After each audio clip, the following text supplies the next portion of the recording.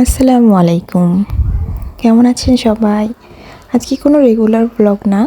আজকে আমার টুকটাক একটু রান্নার ভিডিও দেখাবো। তাও আ সম্পূর্ণ না।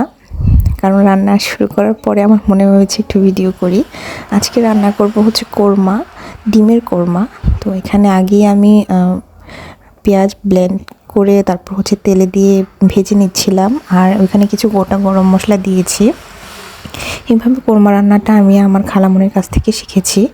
তো এখানে পেঁয়াজটা ভালো করে হয়ে আসবে তখন আমি এখানে দিয়ে দিয়েছি অল্প করে একটু শুকনো মরিচের গুঁড়া, তারপর হচ্ছে সামান্য একটু ধনিয়া আর জিরার গুঁড়া, তারপর দিয়ে দিয়েছি টমেটোর সস। আমি আগে কখনোই কোরমা রান্না করলে এগুলো দিতাম না। নর্মালি হচ্ছে দুধ, তারপর জিরার গুঁড়া এগুলো দিয়ে রান্না করতাম। তো ধনিয়ার গুঁড়া আর মরিচের গুঁড়া দেওয়াটা শিখেছি হচ্ছে আমি আমার খালামণির কাছ থেকে। তো আমি দেখেছি যে এইভাবে রান্না করলে খুব টেস্ট হয়।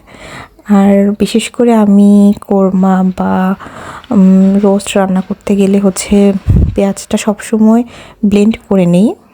ধরতে গেলে পুরো ব্লেন্ড না, একবারে পেস্ট না, মানে 90% ডান করে নিই, তারপর হচ্ছে রান্না করি। আর এখানে আমি কষিয়ে তারপর হচ্ছে দুধ দিয়েছি, কোনো পানি দিইনি। আর কোরমাটার কালার এমন এসেছে আর খেতে অনেক বেশি মজা হয়েছিল। আমি কল্পনাও করিনি যে এত বেশি টেস্ট হবে।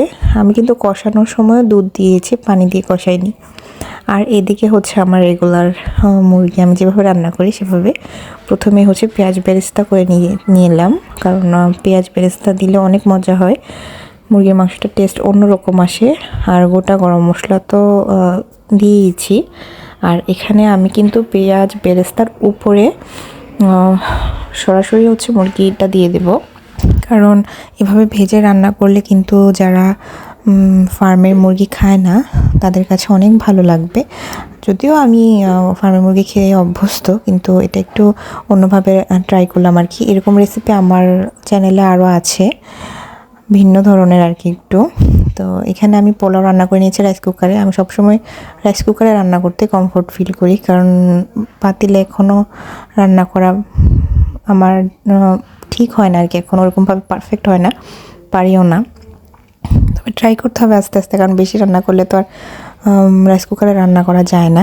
আর রাইস কুকারে রান্না করলে অনেক বেশি ঝরঝরা হয়, কারণ এটাতে আমি অভ্যস্ত হয়ে গেছি। আর এখানে আমি মুরগিটা অনেক ভালো করে ভেজে নিয়েছি।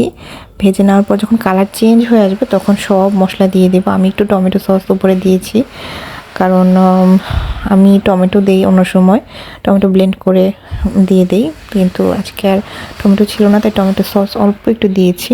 এখানে সব মশলা ভালো করে কষিয়ে নিয়েছি। মনে হচ্ছিলো যে ভাজা ভাজা হয়ে গেছে, যে একবারে কষানোর সময় এটাই খেয়ে নেওয়া যাবে, কিন্তু তখনও মুরগিটা আসলে সেদ্ধ হয়নি।